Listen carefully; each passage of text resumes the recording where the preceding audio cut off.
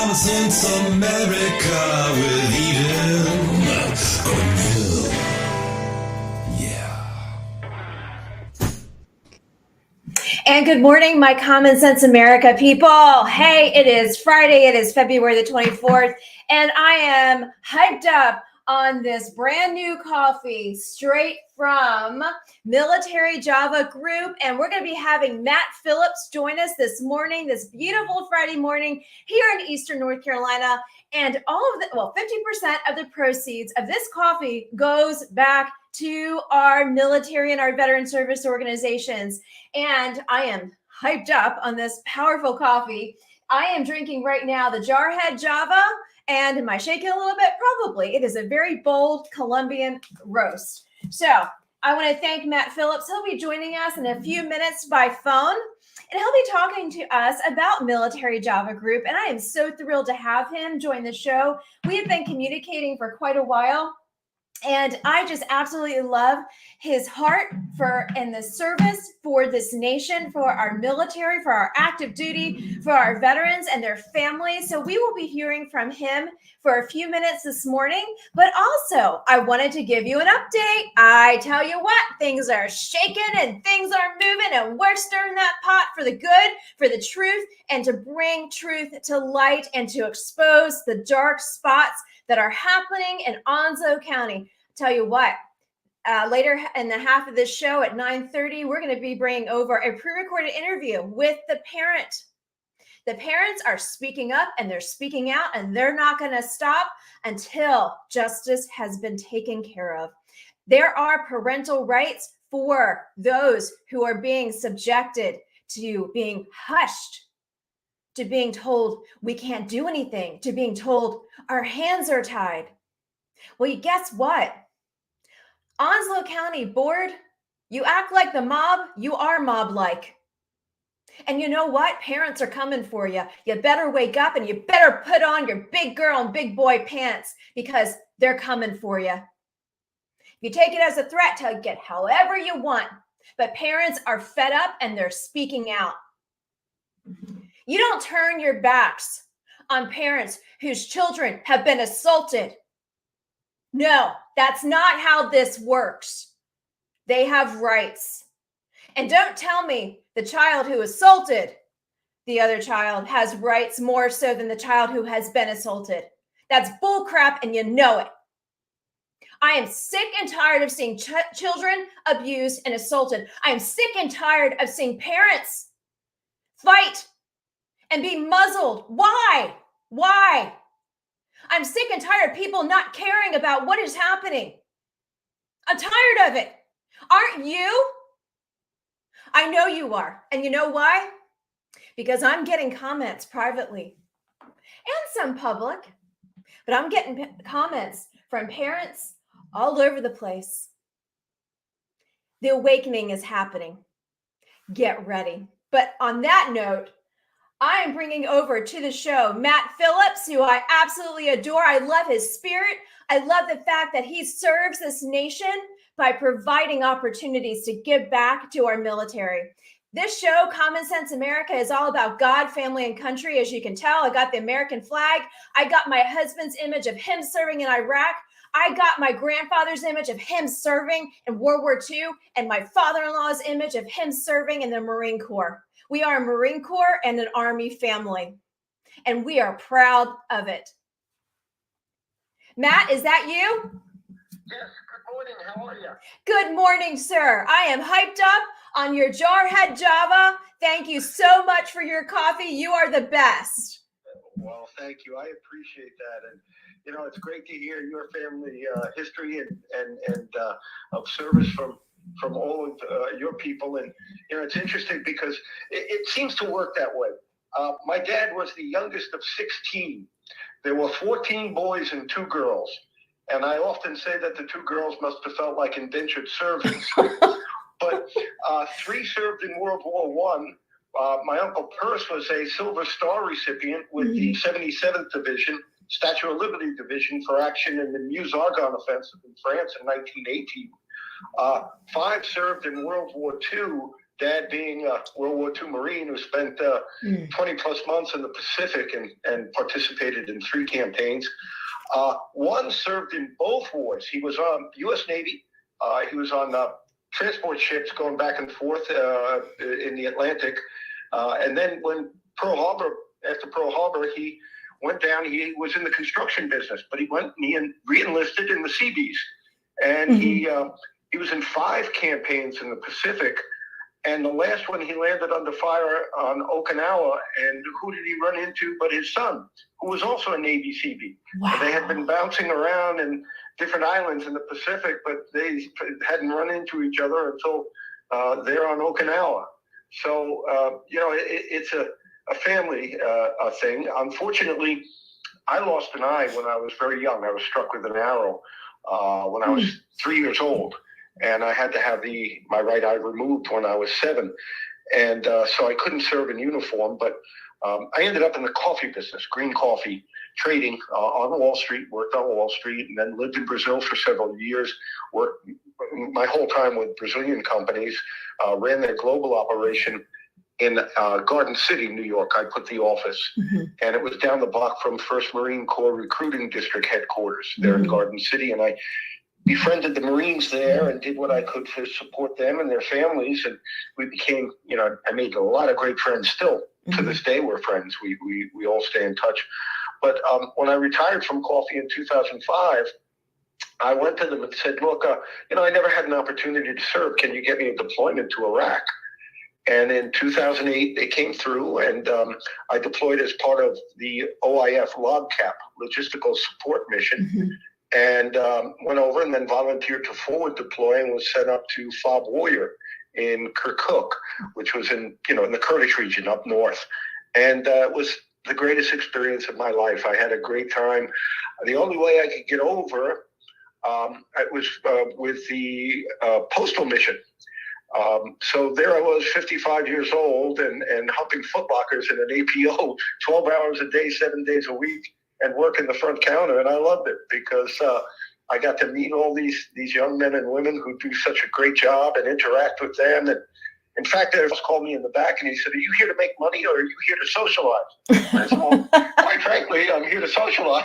I was the unofficial bank for the kids. They would come up, and some of them it was cash or Eagle Cash, the credit card, and some of them would find out they were tapped out.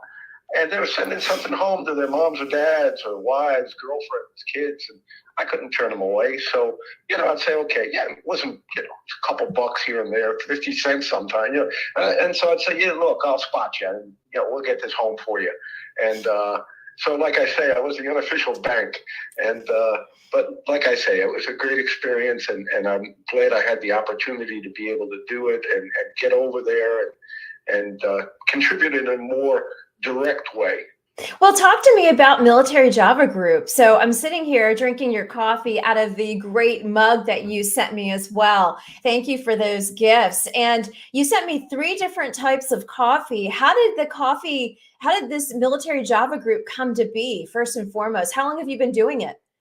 Well, it's interesting because how the idea came actually from a real good friend of mine. I had another opportunity to deploy with what was called the Task Force for Business and Stability Operations. And I was tasked as the team lead in Helmand Province as part of what was the opium eradication program. And I was due to go over. I had my shot card updated, I had my physical and all. And the commanding general of 1st Mardiv Forward in Helmand out of Camp Leatherneck was Jody Osterman, General Osterman. And we always were emailing back and forth. And I told him, what was happening. And he emailed me and he said, "Hey, Matt, all your paperwork just cleared my desk, military civil affairs." And he said, "I'll see you in 2 weeks and I'll buy you dinner at the Chow Hall." Ha. And then the funding was cut and it was pulled out. Right. So when Jody took over MARSOC, I went down for the change of command and stayed at his place with him, him and Jennifer. And I said to him, "Sir, I really would love to get over to Afghanistan. Is there any way you can help me out?" He looked at me and he said, "Matt, you're too old and you're too fat." Oh, wow. And he said, he said, look, why don't you do something with coffee? He said, you have all those years in coffee and you have all those connections. And he said, maybe there's something there. And that's how it started. And then, I went to Karen Gunther, who another Marine buddy of mine knew her husband, who was a colonel in the Marine Corps. And we were introduced. And we were the first, my understanding is we were the first commercial entity to be allowed to use their logos. Oh. And that was back in 2013. Okay. So we started up with Jarhead Java. Yeah. That was our first brand. And when I started this, I said, look, I know coffee. That's what I did for 30 some odd years. And I said, we're not going to put anything but the best in these bags. I said, because people will buy it for the give back. But if you're a coffee drinker and, it's lousy coffee, you're not going to buy it again. You'll buy it one time and then, you'll say, look, I'll write a check for the Semper Fi Fund before I'll drink that swill. And so we put in the Jarhead Java 100% Colombian. Now the Colombian government regulates all exports of coffee because it's one of their largest, and I always like to throw this in there, legal hard currency earners. And so there's a government entity that oversees it, the Federation. And so they only export two different types of coffees. There's what's called Supremos. Most of those go to Europe. And then Excelsos. And that's what comes here to the States. So when you're buying our Jarhead Java 100% Colombian, you're getting the exact same coffee that would be in 100% Colombian Starbucks, Dunkin' Donuts, whatever brand. Okay. Same coffee. Okay. Now, we roast it a bit different. And that's where where you really get the flavor profile different from amongst the various people who, Dunkin' and all these other companies. We do what's called a bold roast, and it's slightly darker than medium, not much darker. I personally think Starbucks over roast their coffee, and that's why you get that bitter flavor. Yes, you're correct. Very correct. Because you get the oils coming out of the bean, and that then you get that flavor into the cup, and that's where that bitter aftertaste comes from. So we do a bold roast on that, and then we've been fortunate in that we have a great deal of support within the particularly the Marine Corps community. General Dunford now is the chairman of the board of the Semper Fi Fund, but I met Mrs. Dunford back when actually she was at the MARSOC, Change of Command. And that's when I met her at Jody Osterman's house. We had dinner, and I had brought down some Jarhead Java, and so she's been on board with us since day one, and really does a lot to help us out.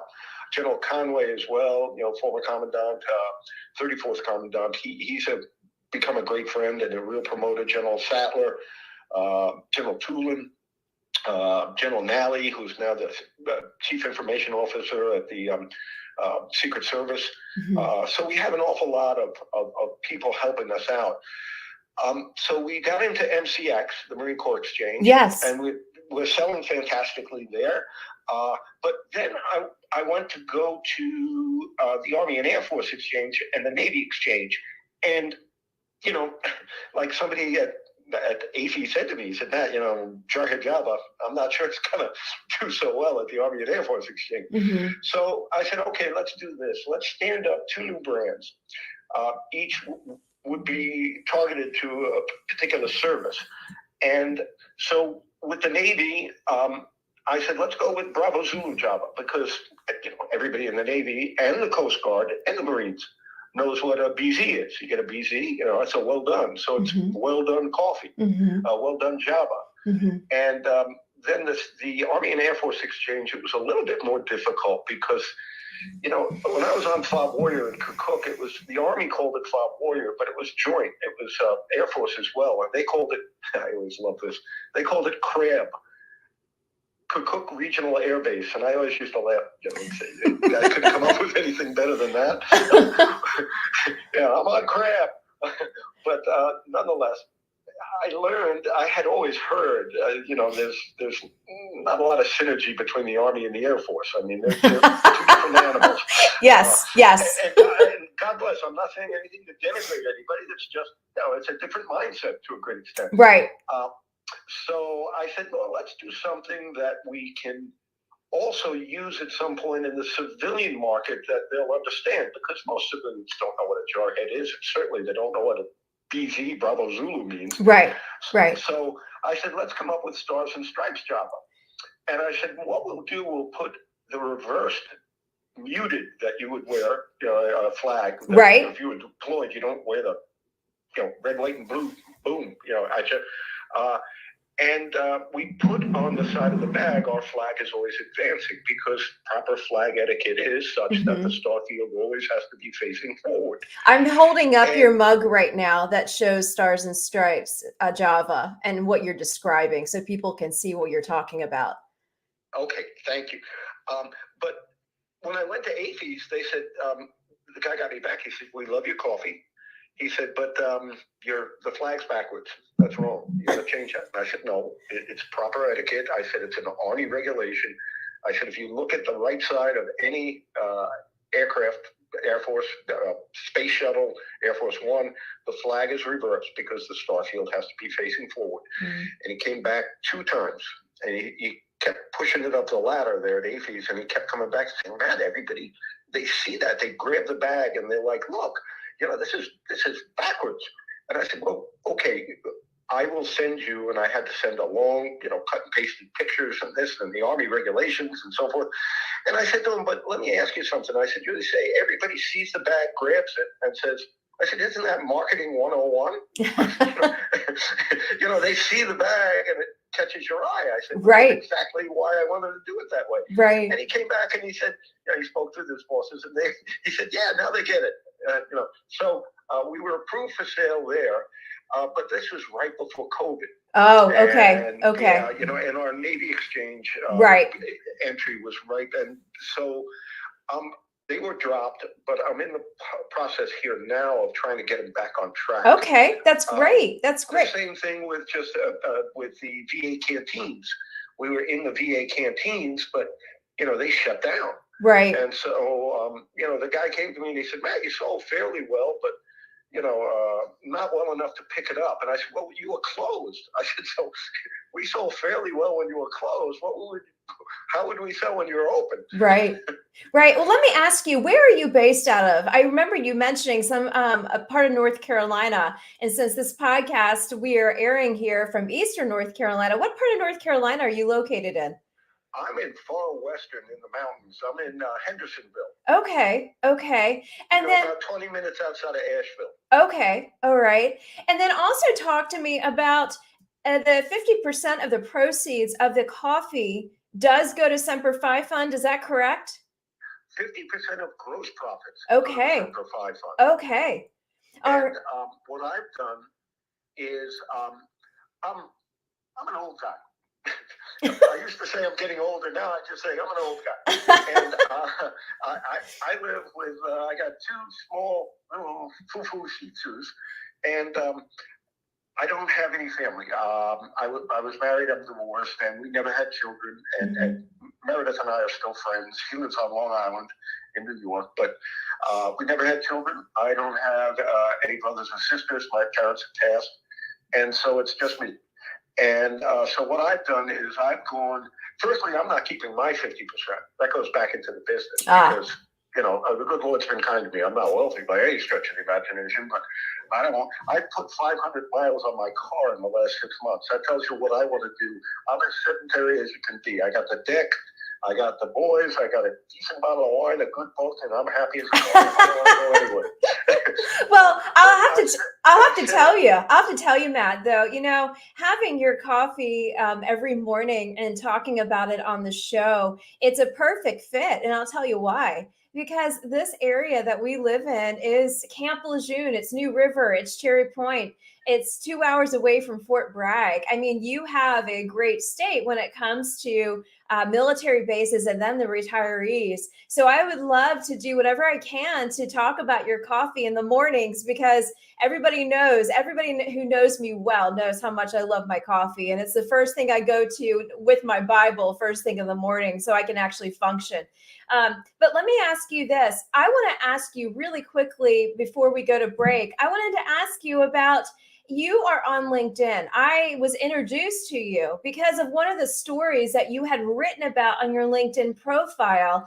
And it was because of the For Chaplains Day. A dear friend of mine who used to serve had tagged me in it and said, check this out. And then I noticed everything that you were talking about, you were writing about. You are an ongoing historian in addition to doing the military Java group. Talk to us just briefly about what you were doing on LinkedIn to educate people on history and on military history.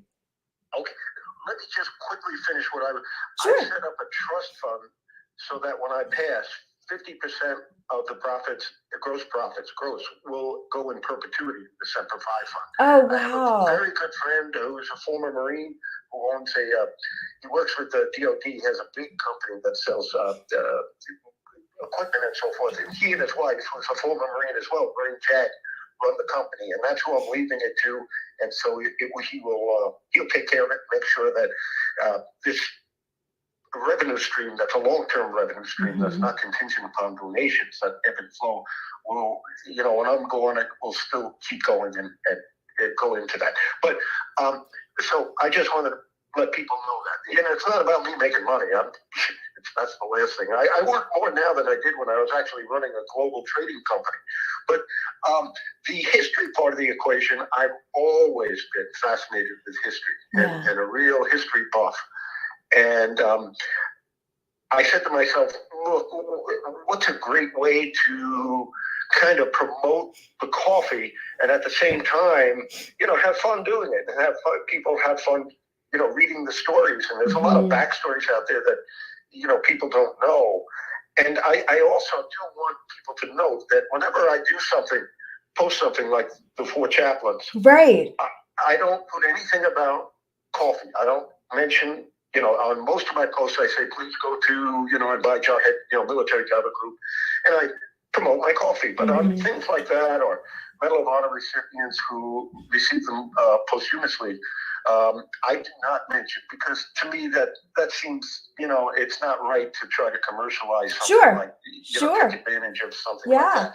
But, on other posts where, like the flag raising on Iwo Jima, I love the backstories there, where they had to go out to the LST to get the larger flag for the second raising. Things like that, I think, people really enjoy. And everybody knows the main story, but a lot of the stuff in the backstories. Like today, for example, when we posted about the Zimmerman letter back in 1918, where the Germans had approached the Mexican government with the idea that if the United States entered the war, if Mexico allied themselves with Germany, that Germany would promise that when they won, they would give back to Mexico, Arizona, and New Mexico, and the states that were taken from them. And when that became public, President Wilson was more or less forced. That was one of the reasons that we went into World War I. But, how many people know that? Right.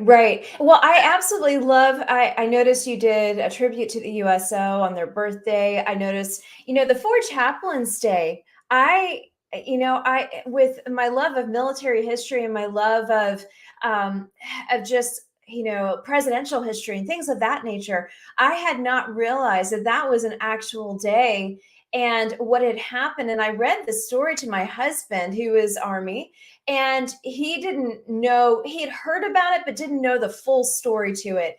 And what I applaud you for is educating all of us on LinkedIn. I spend a lot of time on LinkedIn for my professional services, for my show, for my work, and also connecting with other great Americans. And I love the fact that you're educating all of us. And a lot of people don't really know who you are and where you're come from.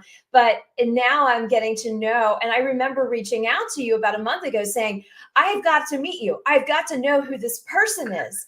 And I absolutely love that you are doing that for us. You're educating us and the next generation who's coming in behind us. And a lot of the things that we we didn't learn in our watered down American history, you are teaching us. So I applaud you and thank you for that. We have to go to a break, and then we are bringing on some other another guest for the next half. But I am posting on the show, and I also posted in the comment links where people can go and find you. I have militaryjavagroup.com. That's correct, right? Yes, that's Okay. true.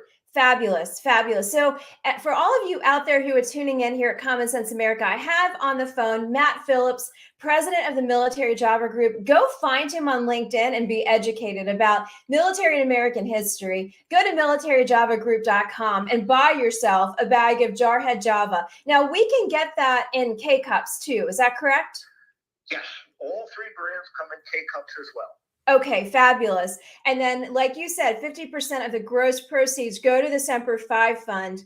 And is there anything else that you want to, any final words that you want to say? No, I mean, again, I very much appreciate everybody's support. It's what we're trying to do here, as I mentioned earlier, is provide a long-term revenue stream because, some military coffee and military is so linked. And a big part of military life is coffee.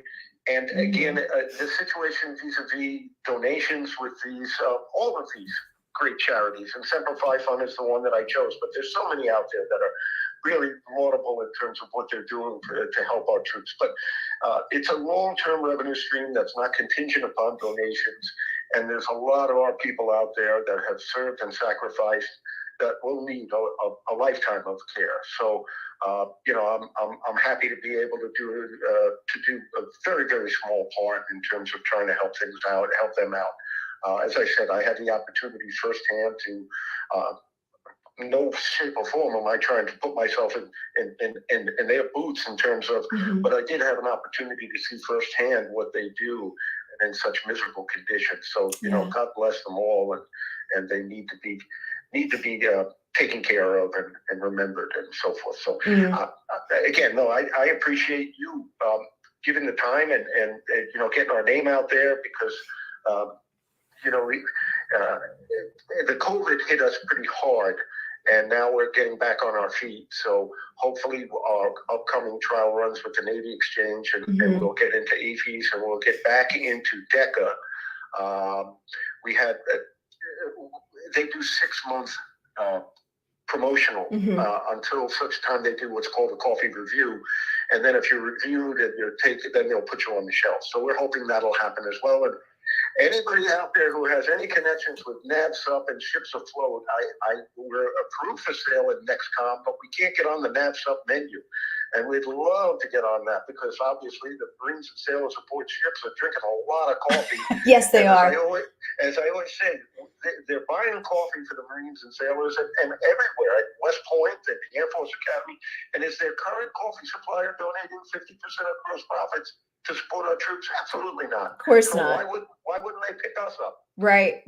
I have a couple ideas. My marketing and strategic communications mind is kicking in here, and I have some ideas for you, but we'll do that offline. Until then, Matt Phillips, president of Military Java Group, militaryjavagroup.com.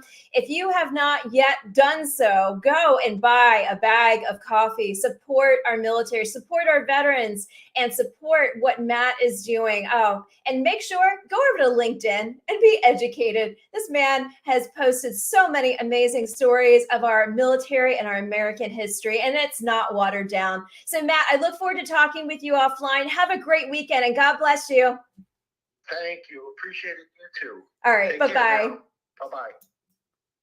And for all those who are tuning in, this is Common Sense America. I'm Eden Hill. And you know what? We are just about at the midway point. It's about 9:30. And we're going to go ahead and go right over to the parents that I was telling you about who are speaking out about what is happening in Onslow County. You heard the beginning of my rant. I could rant all day about this, and I'm going to fight until the cows come home. My husband and I were talking this morning.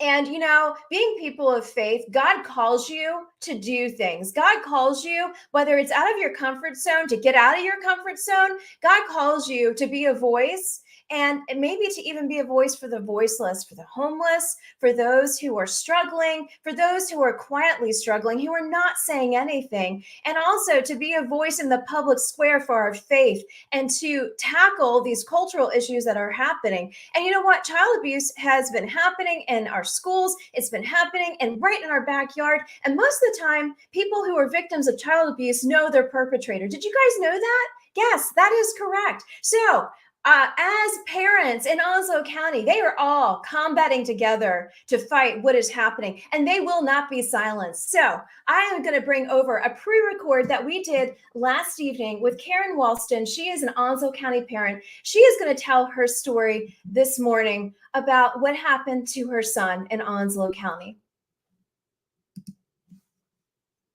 It's America. It's Friday, February the 24th, our last final week of February. I can't believe we're headed into March next week. But I tell you what, we've had a very powerful week here at Common Sense America. And this morning, I have the honor to introduce you to the parent of the child we spoke about yesterday in our very special segment about Onslow County and the assault on the children and the assault on the teachers, on the educators, and how in specific schools, in the same school in Onslow County, this is what's happening. And it's not being talked about. So we're talking about it here. We're talking about the issues. We're talking about the parental rights. We're talking about the child and making sure that child no longer feels like he is a victim and that he can feel safe going to school. And so we're going to hear firsthand from the parent, Karen Walston, who is here today. She is an Onslow County parent. They've lived here for quite a few years, and she wants to keep her child in the school. She does not want to pull him out. She does not want to have him separate from his friends. And so we're going to hear what happened, the timeline more specifically from Karen. Karen, thank you so much for being here at Common Sense America. So great to have you here and hear your story. Hi, thank you for having me and letting us share our story with you. Yes, of course. So let's talk about it. You saw Tyrus's interview with me yesterday, and we talked a lot about the issues that are happening in Onslow County schools. You are a concerned parent. Your son came home to you and shared with you what had happened to him back on January 20th. Can you share a little bit about that? Yeah, I was actually substituting that day, did not get the call because that was the day when all the phones went crazy. Everything went haywire. And I did get to talk to his teacher for a brief few minutes, and she told me what happened with him and another student in the bathroom. He was the bathroom monitor, and this kid came up, grabbed him, and in my son's word, played with his balls and did this wiggling motion with his fingers. He was very upset. He went straight to the teacher. She wrote it out as assault. They didn't have the actual word sexual on there because I guess it's elementary. I don't know, but she said it's considered a sexual assault. Reported it to the principal. The principal reported it to the SRO, and then a report was made downtown. The principal did come to our house because, again, there was no phone communication. And that night I asked her when she was in my living room, what can be done? I want this kid to be out of school. And we were told it's against the law to have that kid removed from school because he has a right to an education. After he had assaulted your son? Yes.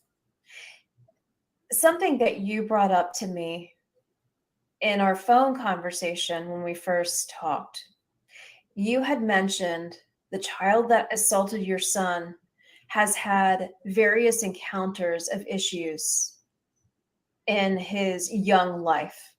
And you had mentioned that at least 9 times he has been suspended. Yes. And one of the times was for bringing alcohol to school. He was suspended for a week. But when he assaulted my son, he only was suspended for 3 days. I just don't see something right. That's not right.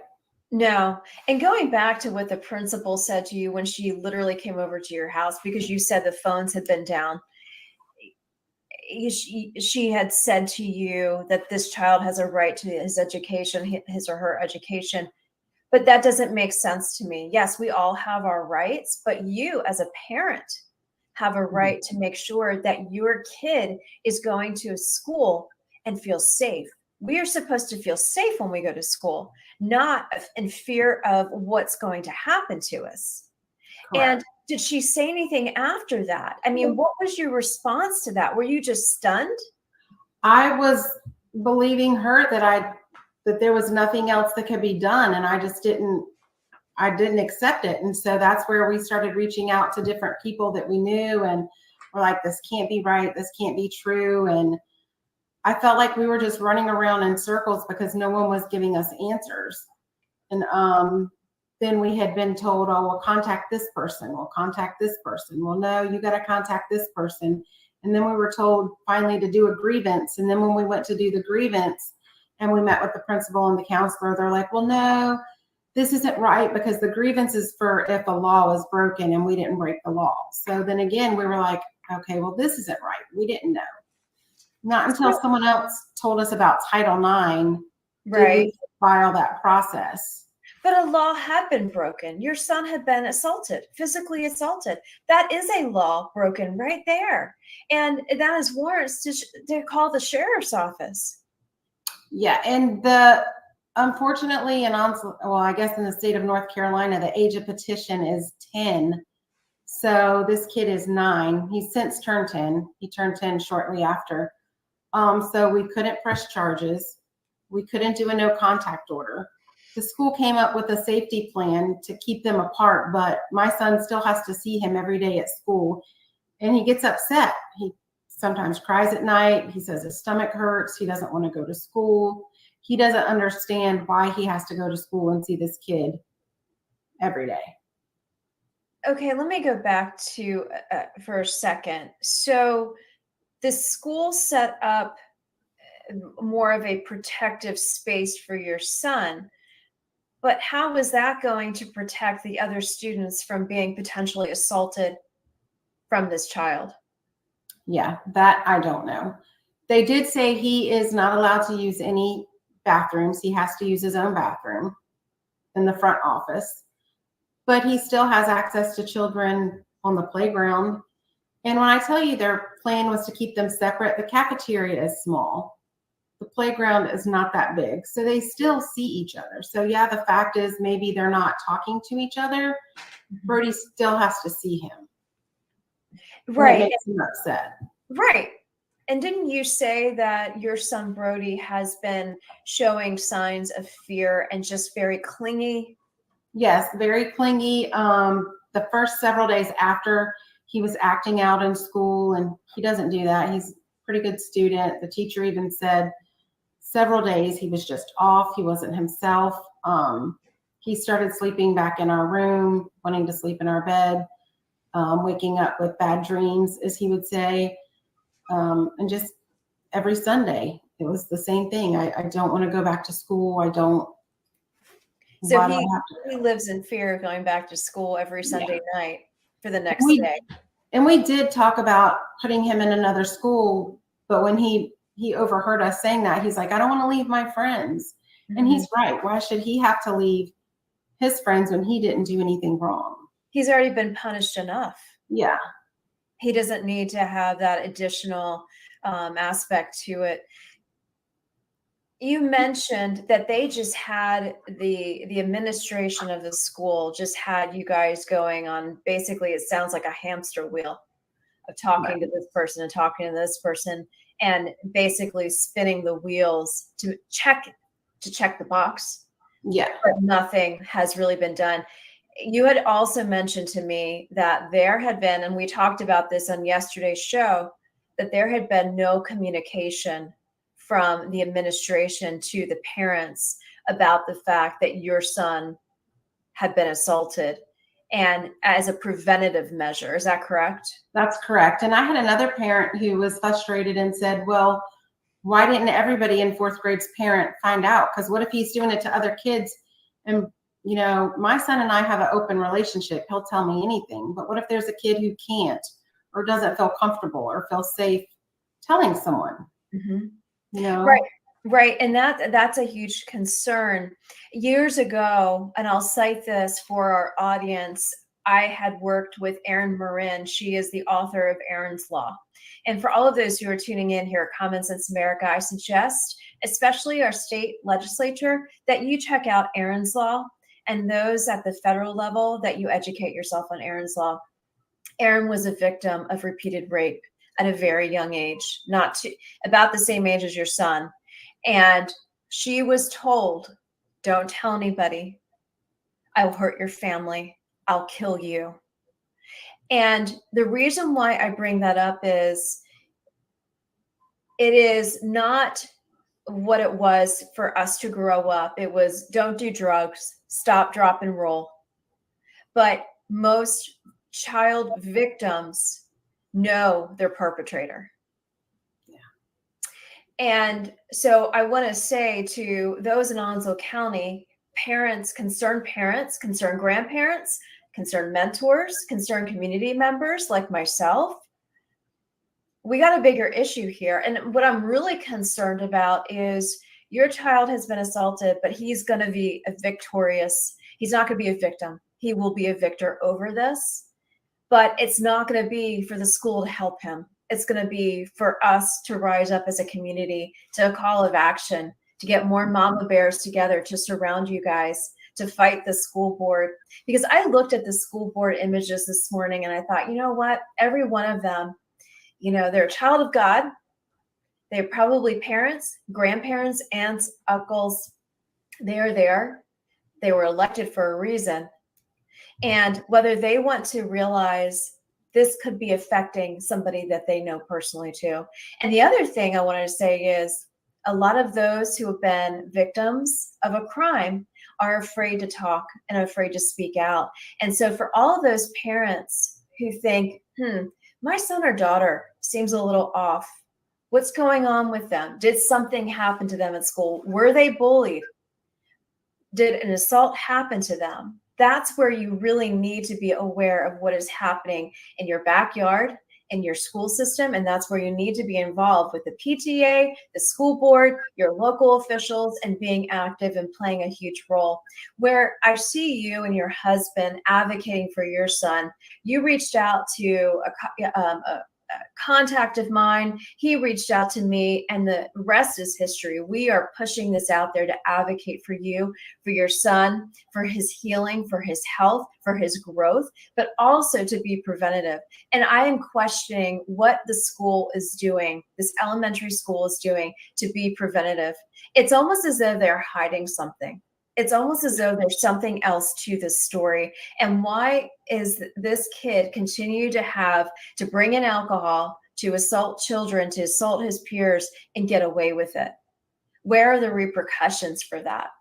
Does it have to do with he knows somebody, he's attached to somebody? Does it have to do with the current diversity, equity, and inclusion culture we're living in? Does it have to do with the cultural wars we're living in? I don't know. And that's why we're having this conversation.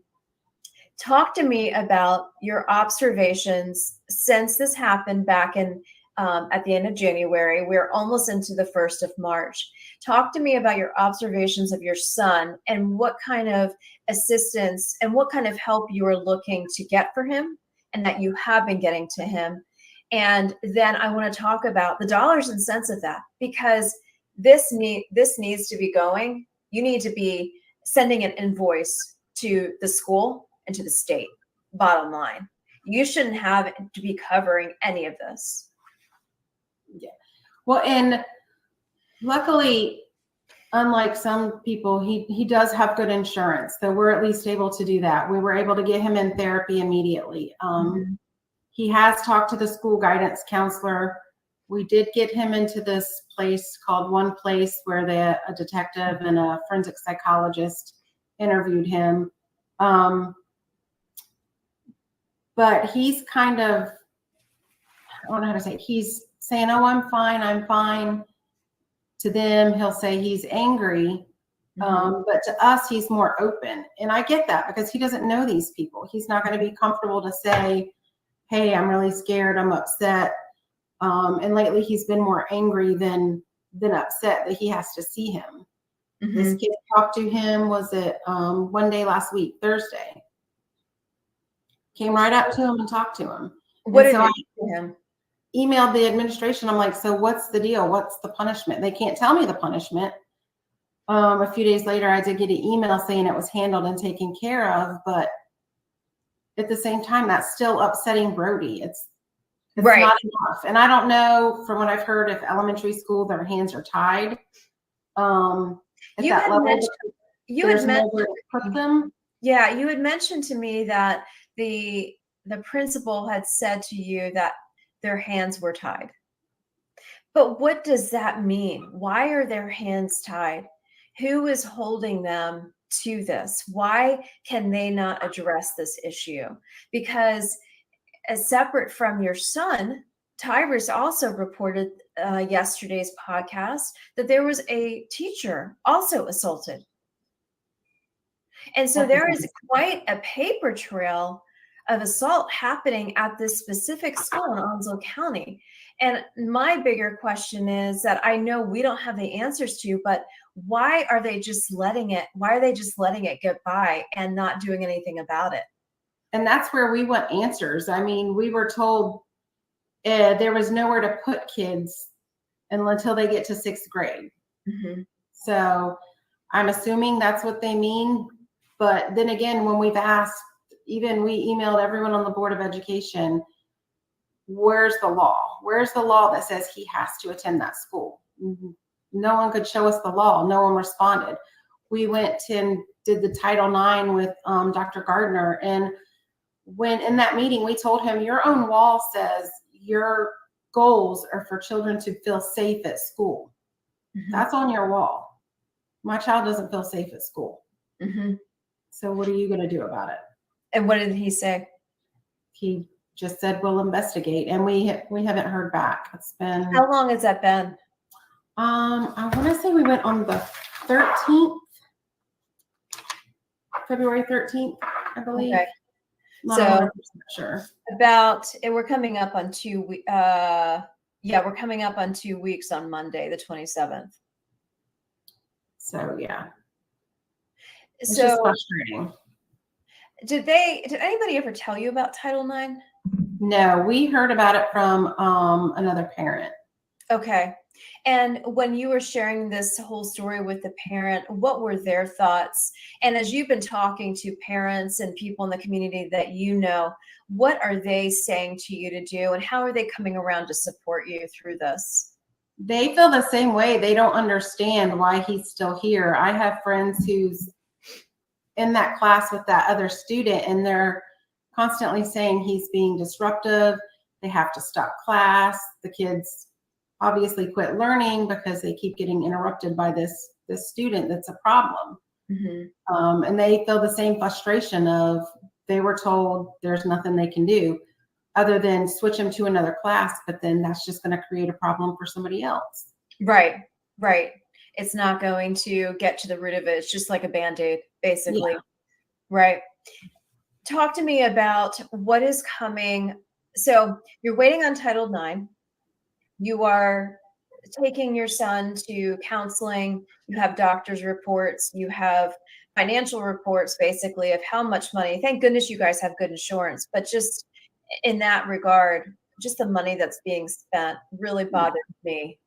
Well, I think of the people who don't have decent insurance and are scared to come forward because they feel like they can't fight it. But they don't have the funds. Yeah, there's just. Right. That's exactly it. So they roll over and say, okay, we got to keep pushing forward. The school board meeting I know is coming up in March. What are your plans as you are waiting on Title IX? What are your plans as you head into March? Are you going to be going to the school board meeting? And Yes. Is there certain things that my audience can help you with as you prepare to go to the school board meeting? We just want support and answers. As many concerned parents that can be there, come out and be there. Show your numbers. I mean, your children are just as at risk as mine was. I mean, I always thought I would have to keep my kids safe from an adult predator. Right. Never did I think another child would. And if it can happen to my child, it can happen to anybody's. Right. And when is the school board meeting coming up? I believe it's March 4th. I'll have 7th. Okay. I'm not sure. I'll have to double check. Okay. So from the community standpoint, having people show up, especially a lot of the parents that are of the pupils in your son's class, having them show up, have you been able to talk with them and basically do the preventative measures, but also to raise the flag on what's happening in the school? I mean, did you see signs of other things happening in the school before your son came home and told him what happened? With this, no, just read both of our other kids went through this school, no problem. We've never had any issues. Mm-hmm. And I guess it's one of those things, until it happens to you, you don't really know about it. You don't hear about it. I mean, you hear this kid talks about inappropriate stuff on the playground all the time, but I just tell them, ignore it or whatever. But nothing like this have I heard about until it happened to us. My gravest concern for the people that assaulted your son is are they being abused at home as well? Yeah. And this cycle just continues and continues.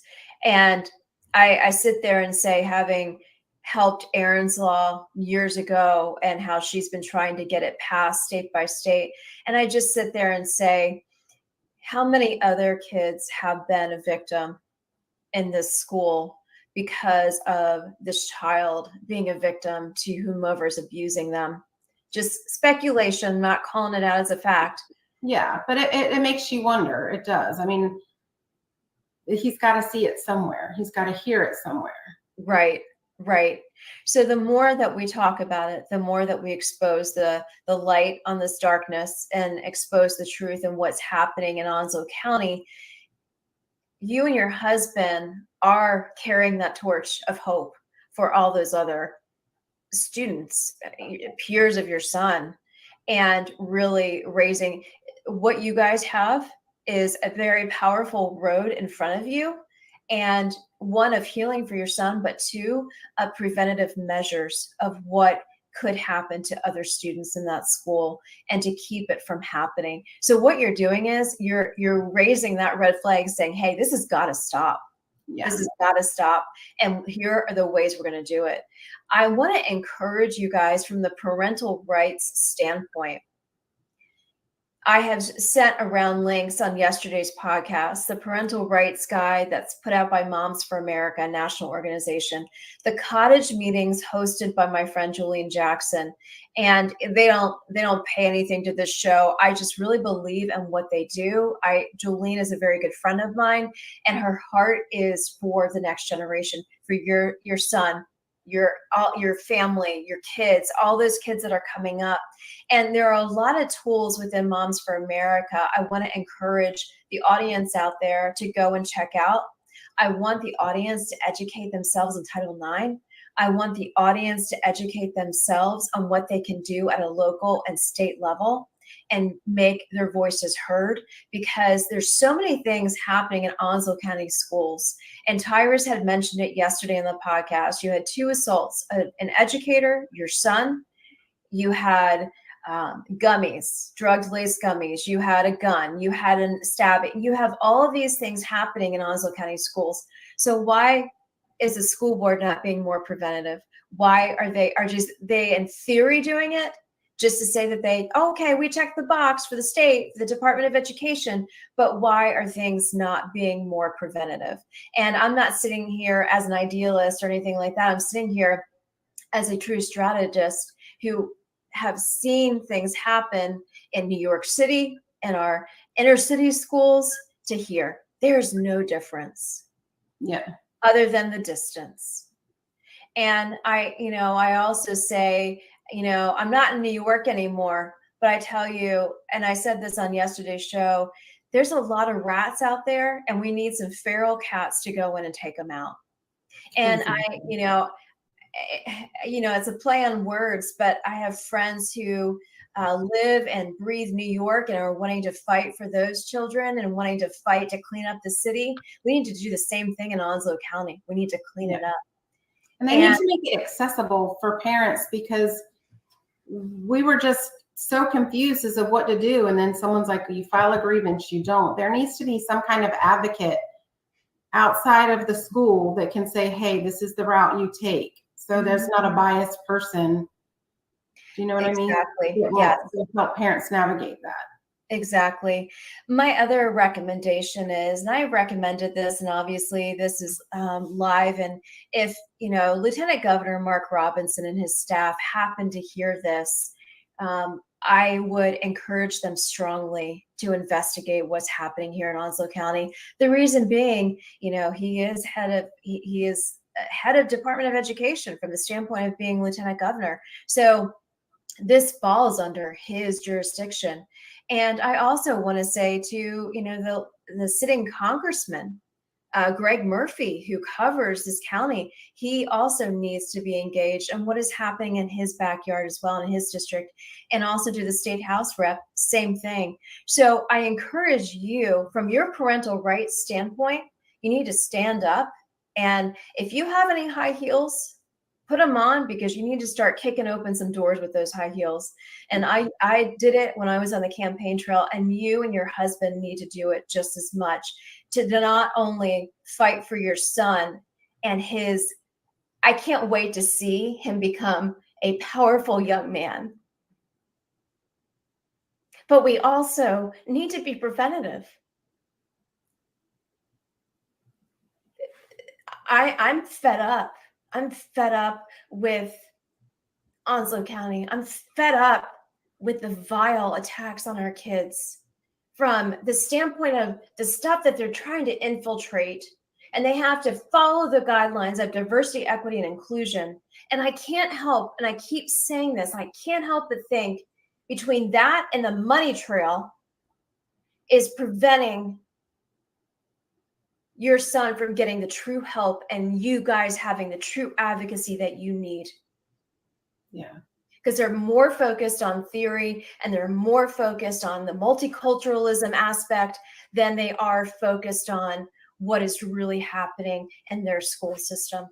And I could rant all day about this, but I think about the preventative measures, the current victims of assault, and what is ahead for Onslow County. And you guys now lead the way. It's been given to you for such a time as this. Yeah. I just want to keep them safe.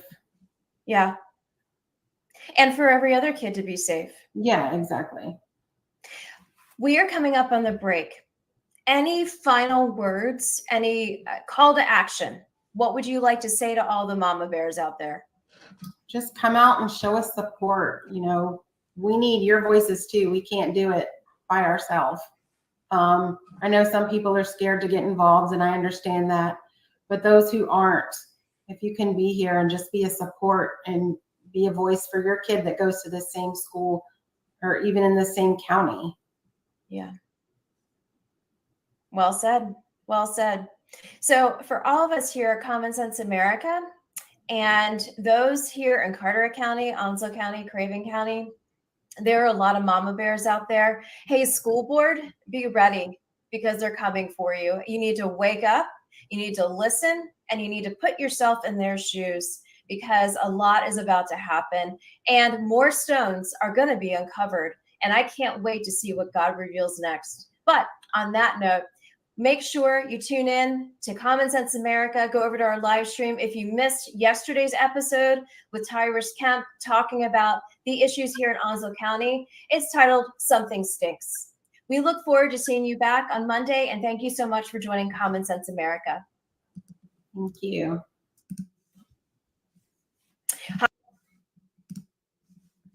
And for all those who are tuning in here at Common Sense America, I'm Eden Hill. It has been a fabulous week here at Common Sense America. We have the powerful voices of those parents, of those in Onslow County who are standing up and fighting. We have more coming to you all next week, all new guests next week. Also, we're going to be covering CPAC, the Conservative Principal Actions Conference that happens every year in Washington, D.C. It'll be at the National Gaylord, and we will be having American Liberty News come to us live from CPAC to give us updates on what is happening in our nation's capital. And we'll also be talking about our finances and what is happening to our kitchen table and our budgets. So we have a lot coming to you all next week. Make sure you tune in Monday morning, 9 a.m. Eastern time here for an hour of common sense education, common sense policy, common sense finance, and common sense veterans. You know how we love our veterans here at Common Sense America. Until then, have a fabulous weekend, and we will see you next week. And make sure you subscribe at YouTube, Common Sense America with Eden Hill. You don't want to miss a minute. Have a great weekend.